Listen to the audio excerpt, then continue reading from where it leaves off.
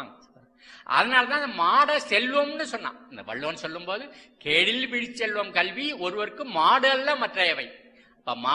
இப்ப நாங்க கிராமத்துக்கு போயிட்டோம், சுர்மான்பட்டிக்கு போயிட்டோம். சுர்மான்பட்டி கடவுர்ல இருந்து ஒரு நட தூரத்துல இருக்குது. கடவுர் கரூர் மாவட்டத்தோடைய தெற்கே எல்லையில இருக்க. அங்க என்ன பார்த்தேன், விவசாயிகளுக்கு கையில வசதி இல்லை, அவர்கிட்ட மாடு இல்லை, அவர்கிட்ட களம் இல்லை. அவர் சோளக்கரத்தை அறுத்துக்கிட்டு சாலையில பரப்பிடுறாரு. அதுல காரு பஸ் லாரி எல்லாம் போகுது.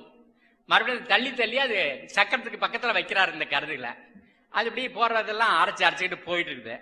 பொழுது போனா அதை அப்படி தூத்திட்டு தானியத்தை வீட்டுக்கு எடுத்துட்டு போறாரு, அந்த குப்பையை சாலை ஓரத்துல போட்டு போறாரு.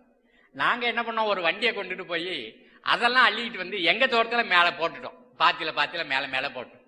ஒரு மழை விழுந்ததையும் பார்த்தா எங்க தோட்டத்துல சோளம் முளைச்சு வளர்ந்துட்டு இருக்கு, கம்பு முளைச்சு வளர்ந்துட்டு இருக்கு, எள்ளு முளைச்சு வளைஞ்சிட்டு இருக்கு. சந்தோஷம் ஒரு பக்கம் தலையில அடிச்சுக்கிட்டேன். அந்த வசதி இல்லாத விவசாயி அவர் உற்பத்தி பண்ண எள்ளு இந்த குப்பையோட போகுது, அவர் உற்பத்தி பண்ண சோளம் குப்பையோட போகுது, அவர் உற்பத்தி பண்ண கம்பு குப்பையோட போகுது, அவர் உற்பத்தி பண்ண கேப்பையெல்லாம் குப்பையோட போகுது. என்ன இல்லாம போயிடுச்சு, இந்த மாடு இல்லாம போயிடுச்சு. சரிதானா? அந்த மாடு மட்டும் இருந்தா அவர் களத்துல விட்டு அதுலயே சுத்த விட்டு இருப்பாரு. சரிதானா? அவளையும் சுத்தி. வள்ளுவன் சொல்லும் போது கேடில் விழிச்செல்வம் கல்வி ஒருவருக்கு மாடு அல்ல மற்றையவை. மாடுப்பாங்க.